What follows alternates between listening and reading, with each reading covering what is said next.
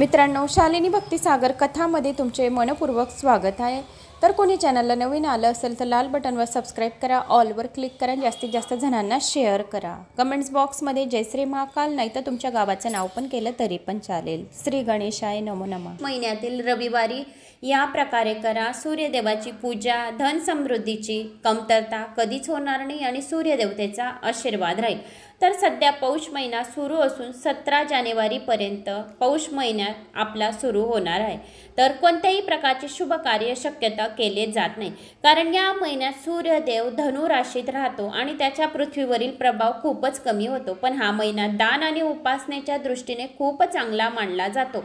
या महिन्यात जेवढे आपण नारायणाची, विष्णू भगवानांची, सूर्यनारायणाची सेवा केली तेवढे पुण्यफळाची प्राप्ती होते। महिना सुरू असून आपल्याला 17 जानेवारीपर्यंत आपला हा पौष महिना सुरू झालेला आहे। तरी पण आपण सूर्यदेवाची जास्तीत जास्त सेवा, उपासना, मंत्र, दान धर्म च्या दृष्टीने हा महिना अत्यंत महत्त्वाचा आहे। तर दररोज सूर्यनारायणाला आपल्याला अर्घ्य देऊन पूजा पात्री करायची आहे। दिवा अगरबत्ती सूर्यनारायणाला ओवाळायचं आहे। याच्याने आपल्या घरात धनसंपदाची कधीच कमी होत नाही, मान प्रतिष्ठेत वाढ होते।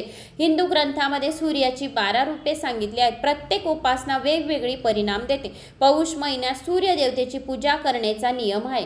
तर ऐश्वर्य, धर्म, कीर्ती, ज्ञान आणि वैराग्य यांनी परिपूर्ण असलेल्या सूर्यदेवाचे भगरूप हे परब्रह्म स्वरूप मानले जाते। जर तुम्ही नियमितपणे वेळ काढू शकत नसाल तर किमान या महिन्याच्या रविवारी काहीतरी काम करा। रविवार हा सूर्यदेवाला समर्पित मानला जातो। रविवारी अशा प्रकारे सूर्यदेवाची पूजा करा। तांब्याच्या भांड्यात शुद्ध पाणी, लाल चंदन आणि लाल रंगाची फुले टाकून नियमितपणे सूर्यदेवाला जल अर्पण करा। सकाळी जितक्या लवकर अर्घ्य दिले जाते तितके ते अधिक चांगले असते। त्यामुळे कोणत्याही परिस्थितीत आपल्याला सकाळी 9 वाजेपर्यंत अर्घ्य द्यायलाच हवे। काही वेळ गायत्री मंत्राचा जप करा। गायत्री मातेचा जप केल्याने कुंडलीतील सूर्याची स्थिती मजबूत होते असे म्हटले जाते। याशिवाय तुम्ही सूर्य गायत्री मंत्र ओम भास्कराय नमः पुत्रम देहि महातेजसे धीमहि तन्नो सूर्य प्रचोदयात या मंत्राचा जप करू शकता। या दिवशी स्नान करताना पाण्यात थोडे गंगेचे पाणी, गंगाजल मिसळायचे आणि नंतर श्री नारायणाचे नामस्मरण करून स्नान करावे। याशिवाय गूळ, लाल मसूर, तांबे, तीळ इत्याचे दान करता येते। लाल रंगाचे कपडे गरजूंना दान करा। शक्य असल्यास रविवारी उपास ठेवा। पौष महिन्यातील रविवारचे खूप काही विशेष महत्त्व आहे। या दिवशी दिवसभर उपास करावा आणि जेवणात मीठ वापरू नये। शक्य असल्यास फक्त फळे सेवन करा आणि दुसऱ्या दिवशी सकाळी अंघोळ करून उपास सोडावा। तर असे आपल्याला हे रविवारी व्रत करायचे आहे। तर आता व्रतकथा श्रवण करूया। रविवार पौष महिन्याची व्रतकथा। श्री गणेशाय नमो नमः। रविवारच्या उपवासाच्या आख्यायिकेनुसार प्राचीन काळी एक वृद्ध स्त्री राहत होती। ती नियमितपणे रविवारी उपवास करीत असे। रविवारी सूर्योदयापूर्वी उठून आजी अंघोळ आटपून शेणाने अंगण स्वच्छ करायची। सूर्यदेवाची आराधना करून रविवारी व्रताची कथा ऐकून दिवसातून एकदा सूर्यदेवाला अन्नदान करायची। सूर्यदेवाच्या कृपेमुळे वृद्ध महिलेला कोणत्याही प्रकारची चिंता व त्रास झाला नाही। हळूहळू तिचे घर, पैसे आणि अन्नाने त्या वृद्ध महिलेने आनंदीने असल्याचे पाहून तिच्या शेजाऱ्याला तिचा हेवा वाटू लागला। म्हातारीने गाय पाळली नाही, त्यामुळे ती शेजारच्या अंगणातून शेण घेऊन येत असे। काही विचार करून शेजाऱ्याने आपली गाय घरात बांधली। रविवारी शेणखत न मिळाल्याने वृद्ध महिलाने अंगण सारवता येत नव्हते। अंगण सारवले नाही म्हणून त्या वृद्ध महिलेने सूर्यदेवाला भोग अर्पण केले नाही आणि त्या दिवशी अन्नही घेतले नाही। सूर्यास्ताच्या वेळी वृद्ध स्त्रीने भुकेने आणि ताणीने झोपून गेली। सकाळी सूर्योदयापूर्वी म्हातारीने डोळे उघडले तेव्हा तिच्या घराच्या अंगणात सुंदर गाय आणि वासरू पाहून तिला आश्चर्य वाटले। गायीला अंगणात बांधून पटकन चारा आणून चारा दिला। शेजाऱ्याने त्या वृद्ध महिलेच्या अंगणात सुंदर गाय आणि वासरू बांधलेले पाहिले तेव्हा ती त्याच्यापेक्षा जास्त जळू लागली। मग गायीने सोन्याचे शेण केले। शेणखत बघून शेजाऱ्याचे डोळे पाणवले। शेजाऱ्याला ती म्हातारी आजूबाजूला दिसत नाही हे बघून त्याने लगेच ते शेण उचलले आणि आपल्या घरी नेले आणि तिचे शेण तेथेच ठेवले।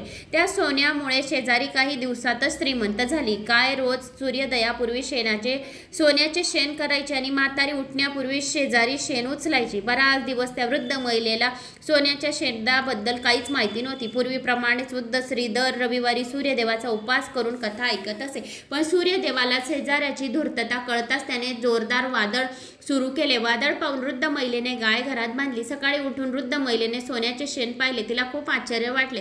त्या दिवसानंतर वृद्ध महिलेने गाय घरात बांधण्यास सुरुवात केली. सोन्याच्या शेणाने म्हातारी काही दिवसात खूप श्रीमंत झाली.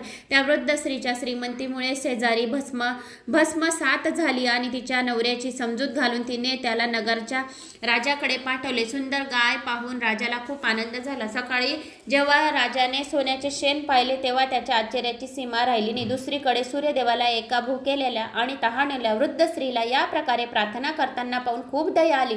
त्याच रात्री सूर्यदेव राजाला स्वप्नात म्हणाले, राजन, म्हातारीचे गाय आणि वासरू त्वरित परत कर, नाहीतर तुझ्यावर संकटाचा डोंगर कोसळेल, तुझा राजवाडा उद्ध्वस्त होईल. सूर्यदेवाच्या स्वप्नाने भयभीत झालेल्या राजाने सकाळी उठल्याबरोबर गाय आणि वासरू त्या वृद्ध महिलेकडे परत केले. राजाने वृद्ध महिलेला तिच्या चुकीबद्दल खूप पैसे देऊन माफी मागितली. राजाने शेजारी तिच्या पतीला त्याच्या दृष्टपणाबद्दल शिक्षा केली. मग राजाने संपूर्ण राज्यात घोषणा केली की सर्व स्त्री पुरुषांनी रविवारी उपवास करावा. रविवारी उपवास केल्याने सर्व लोकांची घरे ऐश्वर्याने भरून गेली. राज्यात सर्वत्र समृद्धी आली. स्त्री पुरुष सुखी जीवन जगू लागले आणि सर्व लोकांचे शारीरिक कष्टही दूर झाले.